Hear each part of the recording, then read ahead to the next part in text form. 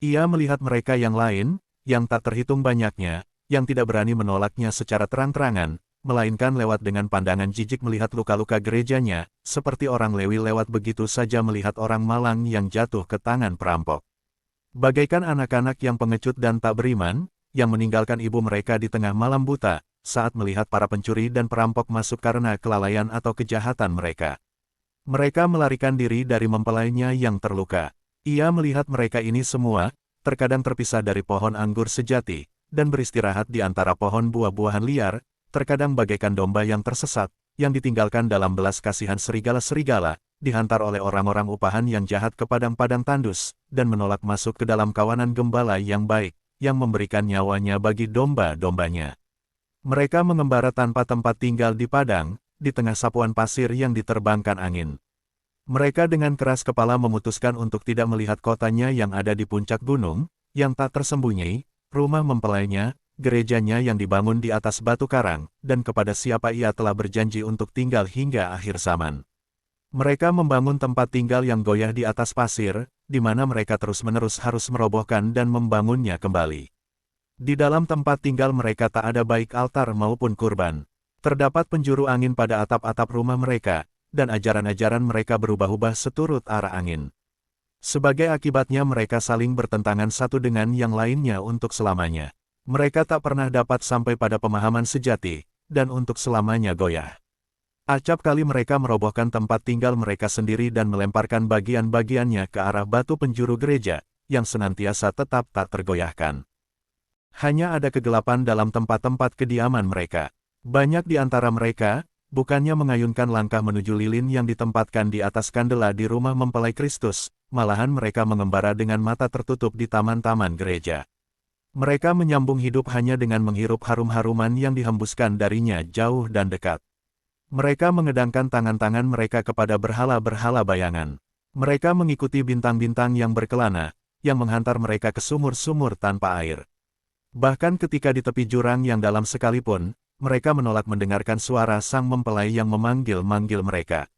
Meskipun sekarat karena lapar, mereka menertawakan, menghina dan mencaci maki para hamba dan utusan yang diutus untuk mengundang mereka ke perjamuan nikah. Mereka bersikukuh menolak untuk masuk ke dalam taman, sebab mereka takut akan duri dari pagar tanam-tanaman.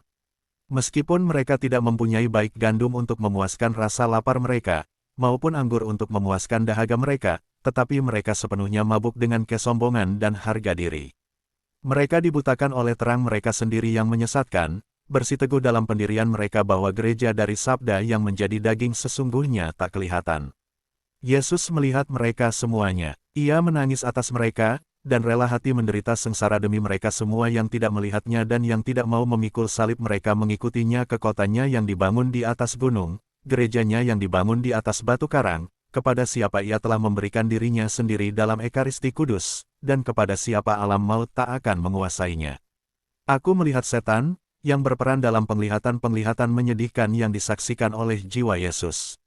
Setan menyeret dan mencekik begitu banyak orang yang telah ditebus oleh darah Kristus dan dikuduskan oleh pengurapan sakramennya. Juru selamat ilahi kita melihat dengan duka cita yang paling pahit kedurhakaan dan kebinasaan umat Kristiani yang pertama dan dari segala abad-abad selanjutnya, bahkan hingga akhir zaman. Sepanjang waktu itu, suara si penggoda tak henti-hentinya mengulang, adakah engkau sanggup menanggung sengsara demi manusia yang durhaka dan durjana?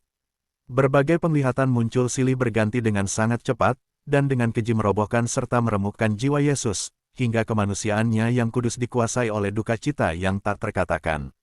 Yesus, yang diurapi Tuhan, anak manusia, bergumul dahsyat. Ia jatuh berlutut, dengan jari-jari kedua tangannya terjalin erat, seolah-olah diluluh-lantakkan di bawah beban berat sengsaranya. Begitu dahsyat pergumulan batin yang terjadi antara kehendak manusiawinya dan keengganannya untuk menanggung sengsara yang sedemikian hebat demi umat manusia yang begitu durhaka, hingga dari segenap pori-pori tubuhnya yang kudus memancarlah butir-butir darah, yang jatuh menetes ke atas tanah. Dalam duka citanya yang pahit, ia memandang sekeliling, seakan memohon pertolongan, dan meminta surga, bumi dan bintang-bintang di langit menjadi saksi atas sengsaranya. Yesus, dalam duka cita jiwanya, berteriak dan beberapa kali menyerukan erangan sengsara. Ketiga rasul terbangun, mendengarkan dengan seksama dan berhasrat menghampirinya. Tetapi Petrus menahan Yakobus dan Yohanes, katanya, "Tinggallah kalian di sini, aku akan melihatnya." Lalu, aku melihat Petrus bergegas lari dan masuk ke dalam gua. "Guru," serunya, "apakah gerangan yang telah menimpa engkau?" Tetapi, demi melihat Yesus, yang bermandikan keringat darahnya sendiri, dan terpuruk di tanah di bawah beban ngeri dan sengsara maut, Petrus terhenyak ke belakang, sejenak terpana, diliputi kengerian dahsyat. Yesus tidak menjawab dan tampaknya tak menyadari kehadirannya. Petrus kembali kepada kedua rasul lainnya dan mengatakan kepada mereka bahwa Yesus tidak menjawabnya, hanya mengerang dan mendesah. Sesudah itu, mereka menjadi lebih dan terlebih lagi bersedih hati. Mereka menyelubungi kepala mereka dan duduk menangis dan berdoa. Lalu, aku kembali pada mempelai surgawiku dalam sengsaranya yang paling pahit. Penglihatan-penglihatan mengerikan akan kedurhakaan manusia di masa mendatang yang hutangnya pada keadilan ilahi ia ambil alih dan tanggungkan atas dirinya sendiri, menjadi semakin hidup dan menakutkan. Beberapa kali aku mendengarnya berseru, "Ya Bapakku, mungkinkah aku sanggup menanggung sengsara demi umat manusia yang tak tahu terima kasih? Ya Bapakku, jika cawan ini tidak mungkin berlalu daripadaku, melainkan aku harus meminumnya, terjadilah kehendak-Mu." Dalam semua penglihatan-penglihatan ini, setan berperan penting. Ia menampakkan diri dalam berbagai bentuk yang mewakili macam-macam dosa yang berbeda. Terkadang ia menampakkan diri dalam bentuk sosok hitam raksasa, terkadang dalam bentuk seekor macan, rubah, singa, naga, atau ular. Tetapi, ia tidak sungguh-sungguh mengambil bentuk-bentuk itu, melainkan hanya sebagian dari karakteristik mereka saja, yang digabungkan dengan bentuk-bentuk lain yang menyeramkan. Tak satu pun dari penampakan-penampakan ini sepenuhnya menyerupai suatu makhluk pun, melainkan lebih merupakan simbol kejijikan, pertikaian, pertentangan, dan dosa. Singkat kata, sepenuhnya bersifat iblis. Tepat di hadapan Yesus, sosok-sosok setan ini, mendorong, menyeret, dan mencabik-cabik begitu banyak orang yang demi menebus mereka, Yesus masuk ke dalam jalan salib sengsara. Pada awalnya, aku jarang melihat ular, tetapi, segera saja, ia menampakkan diri, dengan sebuah mahkota di atas kepalanya. Binatang melata yang menjijikkan ini berukuran raksasa. Tampaknya ia memiliki kekuatan yang tak terhingga dan memimpin barisan para musuh Yesus yang tak terhitung banyaknya, terdiri dari berbagai tingkatan usia dan bangsa. Bersenjatakan berbagai macam senjata pemusnah, mereka terkadang saling merobek-robek satu sama lainnya, dan kemudian memperbaharui serangan mereka terhadap juru selamat kita dengan melipat gandakan murka. Sungguh suatu penglihatan yang mengerikan, sebab mereka menghujaninya dengan aniaya yang paling mengerikan, hujat, siksa, luka-luka dan mengoyaknya hingga berkeping-keping. Senjata-senjata mereka, pedang dan tombak beterbangan di udara, terus berseliweran di segala penjuru, bagaikan kirikan mesin pengirik di lumbung yang sangat besar, dan amukan segala iblis ini tampaknya semata-mata ditujukan pada Yesus, biji gandum surgawi yang turun ke bumi untuk mati di sana, guna memberi makan manusia untuk selamanya dengan roti hidup. Begitulah penglihatan akan angkara murka gerombolan-gerombolan neraka ini, yang sebagian tampak padaku terdiri dari orang-orang buta seluruhnya. Yesus terluka parah dan memar, seakan-akan serangan mereka nyata. Aku melihatnya terhuyung-huyung dari satu sisi ke sisi yang lain. Terkadang ia bangkit, terkadang terjatuh lagi.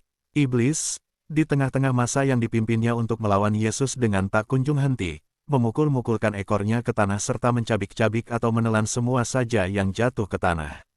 Dinyatakan kepadaku bahwa penglihatan-penglihatan ini menyangkut mereka semua yang dengan berbagai macam cara menghina dan menganiaya Yesus, yang sungguh dan nyata hadir dalam sakramen Maha Kudus. Aku mengenali di antara mereka semua yang dengan suatu cara mencemarkan Ekaristi Kudus.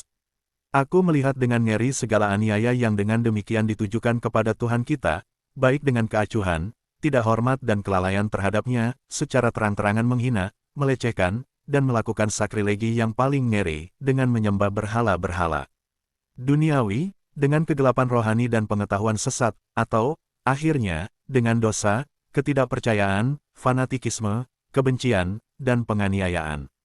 Di antara orang-orang itu, aku melihat banyak yang buta, lumpuh, tuli dan bisu, dan bahkan anak-anak. Orang-orang buta yang menolak melihat kebenaran. Orang-orang lumpuh yang menolak untuk maju menurut arah yang benar, di jalan yang menghantar mereka pada kehidupan kekal. Orang-orang tuli yang menolak mendengarkan peringatan-peringatan dan nasihat-nasihat kebenaran.